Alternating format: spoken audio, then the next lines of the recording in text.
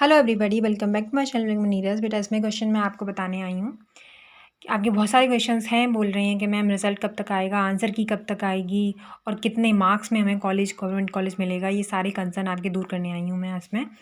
तो आपका करना क्या है और डॉक्यूमेंट्स क्या क्या हैं वो सब कुछ मैं इसी वीडियो में आपको बता दूँगी जल्दी से, ठीक है। तो देखिए, सबसे पहले हम बात करेंगे आंसर की। तो आंसर की आपकी आ जाती है लगभग 5 से 7 दिन में आ जाती है। जैसे ही पेपर आपका होता है डन, उसके बाद में आ जाती है।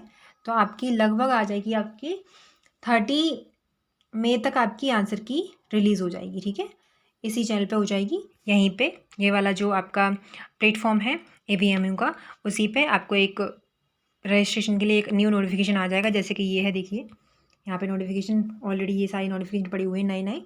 तो इस यहाँ पे भी एक नोटिफिकेशन और आ जाएगा कि UPC नेट की आपकी आंसर की आ चुकी है, ठीक है। फिर उसके बाद में आपका रिजल्ट आउट होगा। तो रिजल्ट आउट के लिए भी मैं आपको इन्फॉर्म कर दूंगी कि आपका रिजल्ट आउट हो चुका है। तो वैसे ही उसमें भी एक नोटिफिकेशन ऐसे ही जारी होगा, यहाँ पे जैसे ये जारी हुए हैं वैसे ही वो भी जारी कर देंगे कि आपका रिजल्ट आ चुका है। आप अपने रिजल्ट को चेक कर लें, रजिस्टर करें। रजिस्टर कैसे करना होगा, देखो रिजल्ट के लिए आप सीधे जाएंगे यहाँ पे, ऐसे यहाँ पे नीचे जाएंगे तो यहाँ पे BSc नर्सिंग आपको दे रखा है, ये BSc नर्सिंग 4 ईयर। सबसे पहले आपको रजिस्टर करना होगा, लॉगिन करना होगा। लॉगिन के बाद में आप अंदर जाओगे तो आपको आंसर की देखने को मिलेगी और साथ ही साथ आपका रिजल्ट को भी देखने को मिलेगा। तो उस वाले ऑप्शन पे आप क्लिक करेंगे, जैसे कि आप जैसे मन यहाँ पे आप क्लिक करोगे लॉगिन पे, तो आपके लिए एक यहाँ पे नोटिफिकेशन मिल जाएगा लॉगिन के लिए। वन टाइम पासवर्ड आपको डालना पड़ेगा, इसमें रजिस्ट्रेशन नंबर डालना पड़ेगा और पासवर्ड डालना पड़ेगा।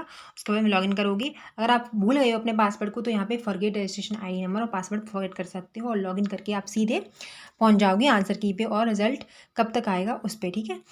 तो वहाँ से अपना रिजल्ट देख सकते हो, आप आंसर की देख सकते हो। 5 से 7 दिन मतलब एक हफ्ते के अंदर आपका सारी चीज़ें कंप्लीट हो जाएंगी। सब कुछ आपको पता चल जाएगा कि आंसर की में आंसर क्या है।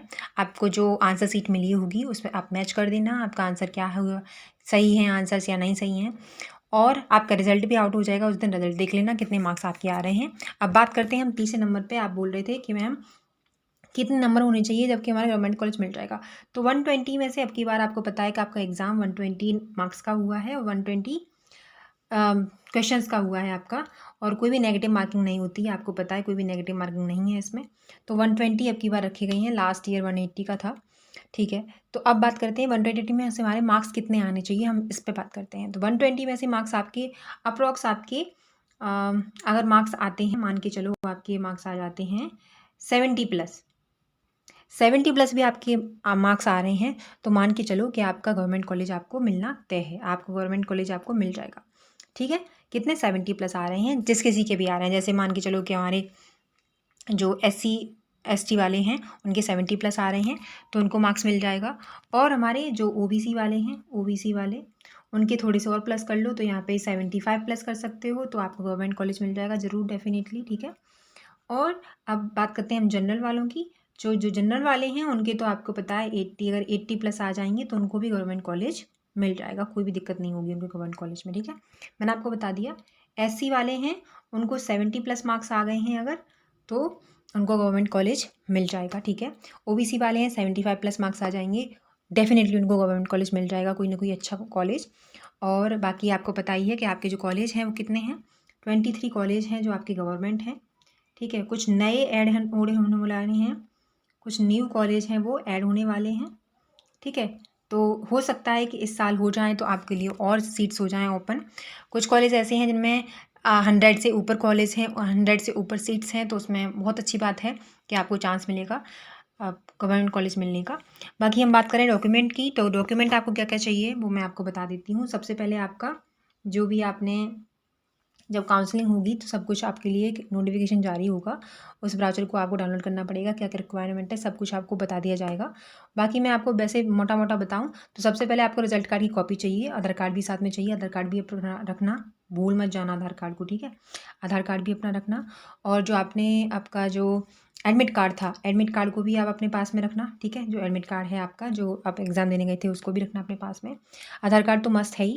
फिर बात करेंगे हम उसकी कि हमारी जो डॉक्यूमेंट्स हैं, जैसे कि आपका हो गया जो OBC वाले हैं, SC वाले हैं, उनके लिए कास्ट सर्टिफिकेट चाहिए होता है और माइग्रेशन सर्टिफिकेट चाहिए होगा आपको। जब आपका सिलेक्शन हो जाएगा तब काउंसलिंग होगी उसके बाद में तुरंत तैयार रखना है आपको, ठीक है।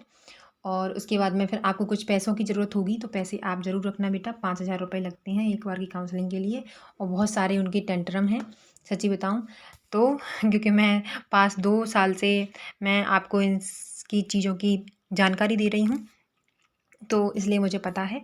तो 5,000 रुपये तो आपकी काउंसलिंग के लेंगे 5,000 रुपये और फिर 500 रुपये आपके रजिस्ट्रेशन के लगेंगे जो काउंसलिंग का रजिस्ट्रेशन होता है उसमें। फिर 5,000 रुपये काउंसलिंग के लिए।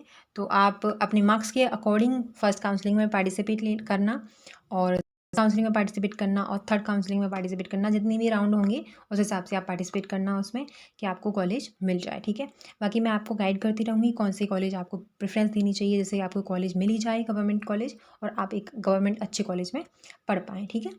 और बताऊँ मैं आपको और आपका निवास प्रमाण पत्र ये भी आपको चाहिए होगा, ठीक है। बाकी आपके 11th-12th की मार्कशीट उनकी कॉपीज़ चाहिए होंगी।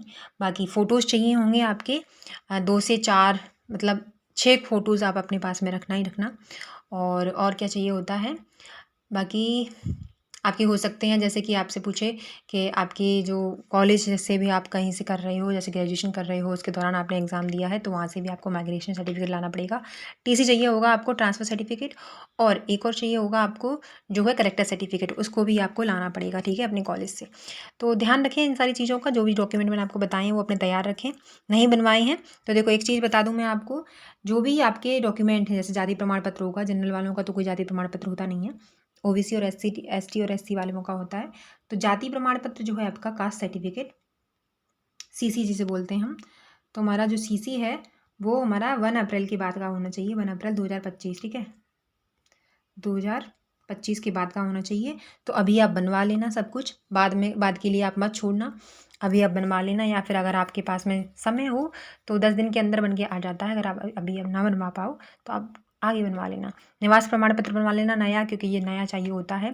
इनकम सर्टिफिकेट चाहिए होता है, इनकम सर्टिफिकेट मत भूलना अपने पापा का इनकम सर्टिफिकेट जो भी है वो आपको आपके पास में होना चाहिए, आपके पापा का। ये सारे डॉक्यूमेंट्स हैं, आप अपने ध्यान रखना, लिख लेना सब कुछ, जो डॉक्यूमेंट्स मैंने आपको बताए हैं सबको लिख के रख लेना, ठीक है। Thank you so much for watching, take care. और आपको मैंने बता दिया है सब कुछ, रिजल्ट कब तक आएगा ये बता दिया है, आंसर की कब तक आएगी ये बता दिया है, कितने मार्क्स पे आपको गवर्नमेंट कॉलेज मिल जाएगा, ओबीसी हो चाहे एससी हो चाहे एसटी हो और चाहे आप जनरल हो, और डॉक्यूमेंट आपको बता दिए कौन से आपको डॉक्यूमेंट जरूरी है, ठीक है। Thank you so much for watching, take care. आपको और कोई क्वेरी हो तो मुझे बताना बेटा।